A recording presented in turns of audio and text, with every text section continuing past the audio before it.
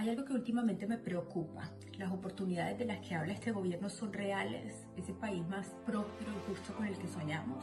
Mientras tanto, nos hablan de paz total, de pobreza, de informalidad, de consulta popular, pero ¿nos están escuchando o solo somos parte del discurso?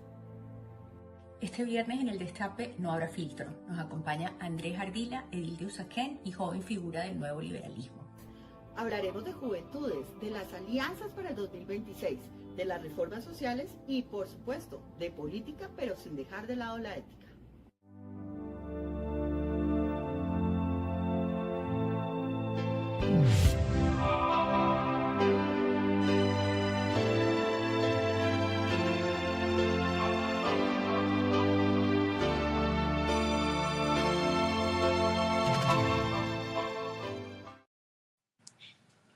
Bueno, Andrés, bienvenido a El Destape de Sara y Sandra. Hace ya bastante tiempo que te teníamos en mente y finalmente lo logramos. Yo quería decir también que qué bonita esa canción, ¿no? De acuerdo. Sí, muy linda. Bueno, Andrés, entonces te cuento. Aquí lo primero que hacemos es que les contamos a nuestros invitados de qué se trata este programa. Entonces, somos Sara y Sandra, dos madres de familia y tuiteras aficionadas, preocupadas por el bienestar y el futuro de Colombia y la humanidad. El Destape es un espacio de reflexión que busca trascender los titulares y las controversias mediáticas con el fin de entender y profundizar sobre los temas que son noticia y algunos que no son noticia, y de los cuales creemos que dependen la paz y la prosperidad en Colombia y en el mundo. Entonces, bienvenido, Andrés, nuevamente. Y ahora le voy a dar paso a Sandra, que te va a explicar a ti y a nuestra audiencia cómo nos organizamos aquí en este programa. Bueno, pues Andrés, bienvenido. Qué rico tenerte acá. Qué rico que un joven líder, además del nuevo liberalismo, que llega a ser edil de una localidad tan complicada como es Usaquén, esté con nosotros esta tarde. Bueno, pues primero contarte que nosotros básicamente tenemos una metodología, que es que hacemos unas extensas investigaciones que reducimos o que tratamos de compilar en unos videitos muy corticos, de máximo 3 minutos, de los cuales nos gustaría muchísimo pues conversar esta tarde. Entonces, Andrés, bienvenido. Bueno, Sara, Sandra, un gusto estar acá con ustedes. Muy feliz de aceptar la invitación, sobre todo de compartir nuestras visiones políticas y de nuestro trabajo actual. Bueno, Sarita, no sé tú qué opines si arrancamos con el primer video. Sí, arranquemos.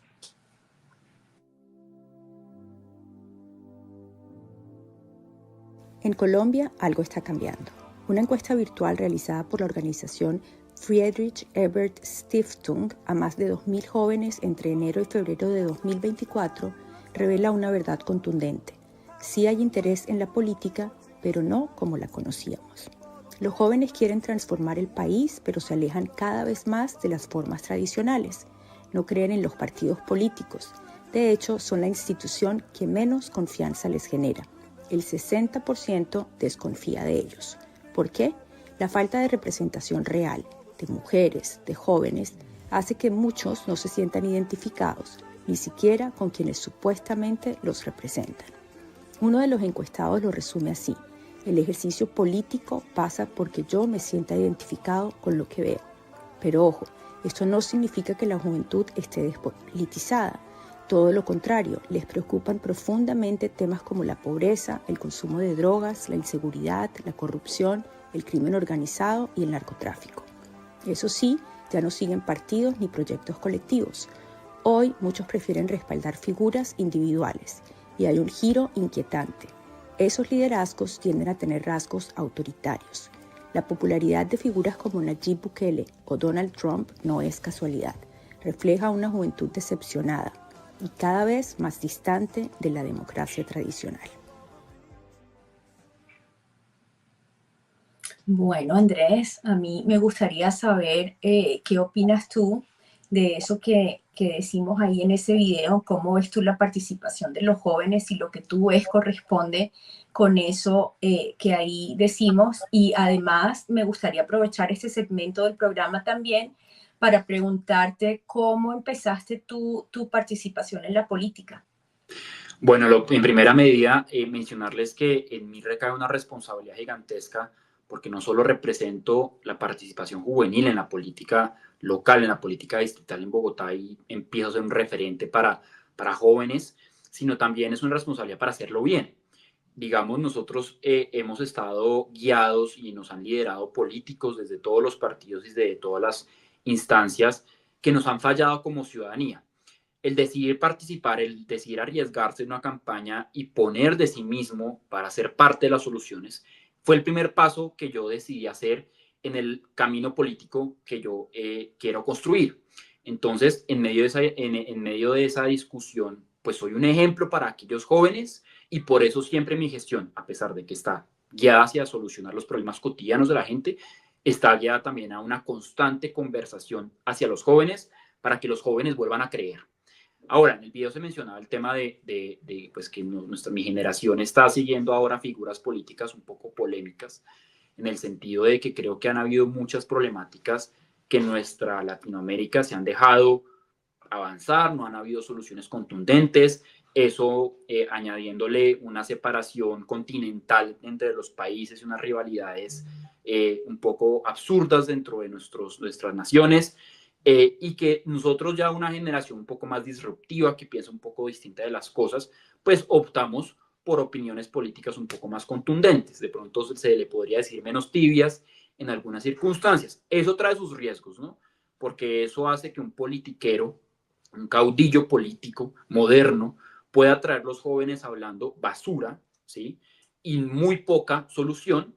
Y también tiene el riesgo de que entonces ese politiquero tenga la legitimidad de toda una generación por medio del voto y por medio de su gestión, que eso a largo plazo, a mediano plazo puede ser muy grave también. Entonces creo que debemos atinarle a políticas que puedan realmente solucionar los problemas a tiempo, de manera oportuna, sin tanto discurso, pero teniendo en cuenta los contextos sociales pues, que enfrentamos como ciudad y como país. Muy chévere, Andrés. Y realmente en estas circunstancias, cuando hablas tú de caudillos, acabamos de pasar el 1 de mayo, ¿no? Y ayer tuvimos una experiencia muy interesante de democracia. Sarita, yo no sé tú qué opinas. Yo estaba viendo tus comentarios en X acerca de que escuchaste todo el discurso de Gustavo Petro. No sé, Andrés, si tú también Yo tuviste también la lo escuché. oportunidad. Sí, también lo Yo la escuché. verdad a los 20 minutos me desconecté, no pude más. Pero bueno, ¿cuáles son las opiniones que tienen ustedes sobre ese discurso de nuestro caudillo presidente? Bueno, pues lo primero es mencionar que precisamente Gustavo Petro es uno de estos caudillos que empieza a formalizar un apoyo y yo dudo realmente si todos los seguidores de Gustavo Petro saben con certeza qué es lo que está hablando el hombre, ¿no? Ayer veíamos que primero trajo una cantidad de indígenas pagos, que Armando Benedetti, el ministro del Interior, justificaba los pagos de los indígenas para que ellos tengan lo básico para subsistir. Pero vemos que algunos líderes de los grupos indígenas pues andan en Prado Toyota, andan con varios lujos, digamos con una estirpe bastante a lo narco, y pues las comunidades indígenas, y nosotros lo podemos ver acá mismo en la ciudad, pues no tienen ni los mínimos básicos. Si el gobierno le va a destinar dineros a las comunidades indígenas, es para que en sus territorios puedan trascender y puedan desarrollarse armónicamente en torno a la educación, en torno al agua, en torno a la alimentación y en torno a la seguridad, no para traerlos en buses acá a marchar. Y segundo, es que la mayoría de las personas, y en varios videos se evidenció como usualmente pasan las marchas de la izquierda, es que no tienen ni idea de por qué marchan. No entienden el trasfondo de las preguntas de una reforma laboral o no entienden el trasfondo incluso del discurso de Gustavo Petro, que ayer amenazó con una dictadura muy directamente. Ayer dijo, vamos a ver si el Congreso nos va a hacer caso o si me tengo que amarrar a la silla presidencial al terminar mi gestión. Y eso a mí me parece muy grave. El discurso de Gustavo Petro estuvo lleno de simbologías, con su hija al lado, con los políticos de izquierda al lado, con la espada de Bolívar al lado, como lo hizo Hugo Chávez hace unos años, y él sosteniendo pues esa bandera, esa espada, hasta se atrevió a decir que quiere volver a reconstruir la Confederación de la Gran Colombia cuando ni siquiera ha podido reconstruir la paz en su propio país. Y ya está hablando, yo como, no sé cómo un presidente puede pretender administrar el Canal de Panamá, que el Canal de Panamá es una cuestión de administración gigantesca, pasa el 6% del tráfico fluvial y marítimo por el Canal de Panamá, si no puede controlar ni el Cauca ni el Catatumbo en su propio país. Entonces saca una cantidad de ideas, saca una cantidad de mensajes que realmente, pues primero, emocionan a unos cuantos, pero no es lo que realmente el país necesita en este momento. Así que ahí podemos ver lo que mencionábamos, Nayib Bukele desde la derecha, Donald Trump desde la derecha, Milei desde la derecha, pero también tenemos un Maduro desde la izquierda, un Gustavo Petro de la izquierda que le atinan a la emoción, pero no a la solución. Y eso creo que es muy preocupante, sobre todo en la escalada de violencia que estamos teniendo actualmente. Sí, bueno, a ver, yo qué pienso de ese discurso. Lo primero, se ha hablado mucho de esa financiación a los indígenas, Andrés, que tú mencionas, y yo no dudo que así haya sido, y yo no dudo que no solamente los indígenas, pero muchas otras personas que llegaron a esa plaza llegaron sin tener ni idea de por qué estaban llegando ahí, y que llegaron ahí porque les dieron unos incentivos, ¿no? Ahora, a mí lo que me parece importante que reconocer también es que esta no es una modalidad que se haya inventado Gustavo Petro. O sea, lo que pasa es que él adelantó la campaña presidencial, ¿no? Pero cuando estamos en campaña, es muy común encontrarse uno. Yo soy de Cartagena. Y mi familia es de un pueblo, y cuando estamos en campaña, uno se encuentra, no sé cuál sea la experiencia de ustedes que están en Bogotá, no sé qué tanto salen alrededor, pero uno se encuentra con buses y buses y buses y buses y buses y buses llenos de gente con unas camisetas de cualquier partido, y uno les pregunta a esas, de cualquier partido es de todos los partidos. Y uno les pregunta a esas personas que están ahí en esos buses con sus familias, por el partido, y no tienen ni idea. Yo creo que no saben ni siquiera que están en el bus, en una campaña política de un partido. Entonces yo lo que creo que es la diferencia, puede ser, no lo sé, pero aquí tratando de entender esto es, uno, esta es una campaña adelantada, ¿no? Es una plaza que llenó Gustavo Petro de la manera que se llenan las plazas en Colombia. Y dos, yo creo que en lugar de Gustavo Petro darle la plata a uno de estos políticos que organizan estas cosas, entonces le está dando la plata a la Guardia Indígena. Yo creo que la Guardia Indígena, y yo creo que esos líderes políticos de la Guardia Indígena, nunca en su vida habían visto tanta plata como ahora, yo creo, porque esa plata pues terminaba en otras partes, en otros carteles de otras cosas, en otros clanes políticos. Pues yo esa es la diferencia que veo en cuanto a, igual que la marcha fuera Petro, igual que la marcha, o sea, las marchas y la manera como se moviliza la gente y, son, yo pienso, bastante parecidas. De pronto ustedes tendrán otra opinión. Por otro lado, lo que sí definitivamente creo, y eso quizás fue lo que compartí, no sé si alcancé a compartir lo de cómo se llenan plazas en Colombia, es que ha sido uno de los peores discursos de Petro que yo me he visto. Como dice Sandra, o sea, era lo mismo y lo mismo y lo mismo y lo mismo y lo mismo, y por allá al final del discurso dijo una cosa que me pareció un poco valiosa, si no fuera por cómo había sido su discurso, ¿no? Que es instigador, y es que les dijo a Andrés Pastrana, a Álvaro Uribe, a César Gaviria, a Andrés Pastrana, a Álvaro Uribe y a Santos, que hicieran como un pacto, ¿no? Para reconstruir Colombia, como basados en otros valores. Y yo creo que vale la pena hacerles un llamado a estos políticos de un mea culpa y de unas cuantas cosas que ellos tampoco hicieron bien. Eso me pareció interesante, pero claro, esa voluntad de hacer un pacto pues no tiene ninguna coherencia con toda la cuestión de que, ¿cómo era que le decía? La mortaja y todas esas cosas. Entonces me parece pues muy desafortunada esta situación a la que ha llegado Colombia por lo que yo creo que es la incapacidad política que tiene el país de llegar a acuerdos que sean convenientes para toda la ciudadanía, porque lo que pasa es que los políticos están acostumbrados a negociar por pues sus negocios. Entonces, eso es lo que yo pienso. Y yo quisiera agregarte ahí, Sara, una Sí. cosa. Cuando tú mencionabas lo de los buses, me acordé de una anécdota que yo tuve en campaña, y volviendo también al tema principal, el tema inicial, que es el tema de las juventudes. Yo cuando me lancé, que Sara me lo preguntaba al inicio, cuando yo me lancé, y siempre lo he tenido muy claro, pues yo pretendo ser una renovación en la forma de hacer política desde la localidad de Usaquén y en la ciudad de Bogotá por lo pronto. Y eso significa cambiar las maneras de hacer política. Yo creo que una de las cosas más graves de Gustavo Petro fue que prometió también transformar la manera de hacer política desde su espectro político, pero terminó siendo aún peor de lo que veníamos bien.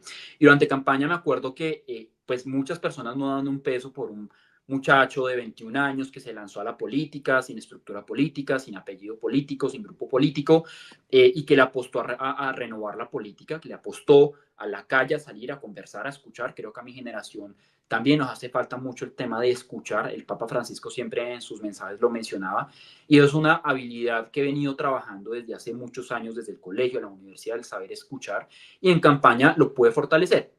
Todo esto a que me acuerdo que una persona me dijo 2 semanas antes de la elección, me dijo: usted, Ardila, tiene que tener listo los buses para bajar a la gente de los cerros orientales a los puestos de votación para que le voten, o si no, la gente no le sale a votar.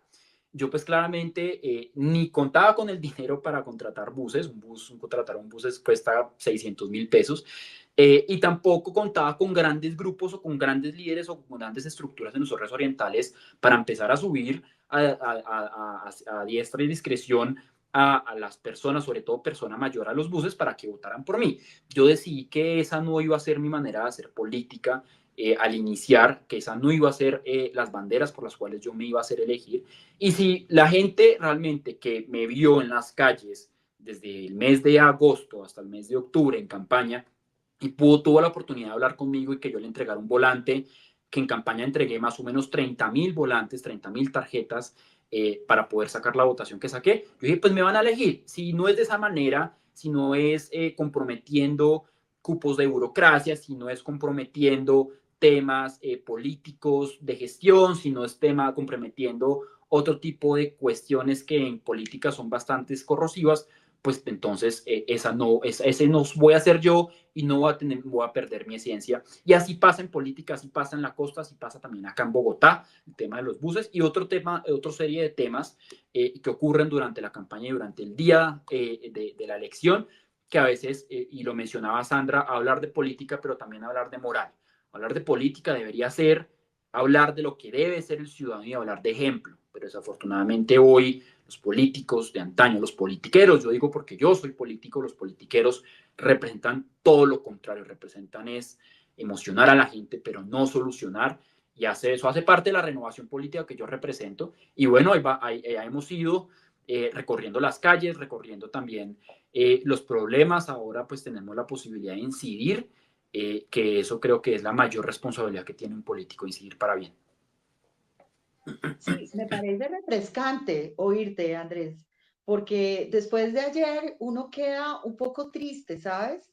Porque había, pues leyendo un Y poco lo que preocupado. había queda preocupado y desesperanzado también, porque de alguna manera lo que decimos es, ¿qué va a pasar en el 2026? ¿Será que se va a atornillar a la silla como lo dijo? ¿O será que nos va a llevar a ese conflicto y a esa guerra eterna para poder imponer lo que para él es importante? Seguiremos en las redes sociales hablando de lo que Petro dijo, del si dijo o no dijo, porque de alguna manera nos dejamos meter dentro de esas, no sé, la dialéctica que él llama, que es esas discusiones que son superfluas, por ejemplo, entre si era más importante Bolívar o Santander, y la espada de Bolívar, y el reloj de Petro, y terminamos ahí en unos enredos que a veces, me parece a mí, nos están quitando la oportunidad de llevar al país al futuro, que ustedes como jóvenes necesitan, porque pues estamos viendo que las cifras de desempleo y que otros indicadores económicos son mucho peores en los jóvenes que en el resto de la población. Entonces, muy importante, muy refrescante oírte, muy esperanzador, y también creo que este programa se está dando en un momento bastante oportuno, que es hablemos de cosas serias. Debimos llamarlo así, Sarita. Hubiéramos sabido del discurso de Petro ayer, le hubiéramos puesto eso. Ahora sí hablemos de cosas serias para De poder acuerdo, ¿no? contrarrestar el discurso de ayer. Añadir tú, Sandra, también, también el tema de jóvenes. Yo me he dado cuenta, he tenido la oportunidad de ir a esquinas de mi localidad, incluso de Bogotá, de hablar con jóvenes de todos los estratos, con todas las problemáticas. Y el punto común que yo noto hoy en día con las juventudes, con mi generación, incluso hasta con mis propios amigos y mis propios núcleos cercanos, es que primero no solamente están decepcionados de la política y digamos, cuando me ven hablar y hacer, muchas veces se cuestionan, pero usted qué tanto hace, cómo funciona eso. Pero además hay un deseo profundo de irse del país, y eso es algo que es muy grave. Claramente, pues todos sabemos que en el extranjero hay muchas más oportunidades como laborales como educativas. Incluso yo en algún momento querré también irme a especializarme y a prepararme un poco más. También tener mundo es muy importante para traer nuevas ideas refrescantes acá a nuestro país. Pero que un joven, o que la mayoría de los jóvenes, su meta sea radicarse en otro país, simplemente porque pues, no desean trabajar acá o porque no ven futuro acá, más allá de las dificultades que cada quien pueda tener, porque sé que hay personas que se van ya, digamos, de maneras obligadas, es un tema de que nos deja, bueno, y en manos de quién va a quedar el país, en el sentido de que hay muy buenos líderes que se están formando en las universidades, incluso en los colegios. Yo le apuesto mucho a los liderazgos en los colegios, porque mi liderazgo nació en mi colegio y de pronto no tuve las oportunidades o no tuve los canales viables y oportunos para empezar a participar. Y hay unos grandes líderes y todos se quieren ir. Entonces, le tenemos que volver a encantar a la política a los jóvenes, pero también el tema de las oportunidades de acá también se puede estudiar, acá también se puede trabajar, pero hasta que no tengamos una conciencia política para hacer eso realidad, pues mi generación se va a querer seguir yendo, y el país va a quedar pues en manos o de los politiqueros, y no va a tener una renovación, una innovación en las soluciones. Así es. Bueno, ¿qué les parece si vamos avanzando en el programa y vemos el segundo Perfecto. video y entonces seguimos conversando?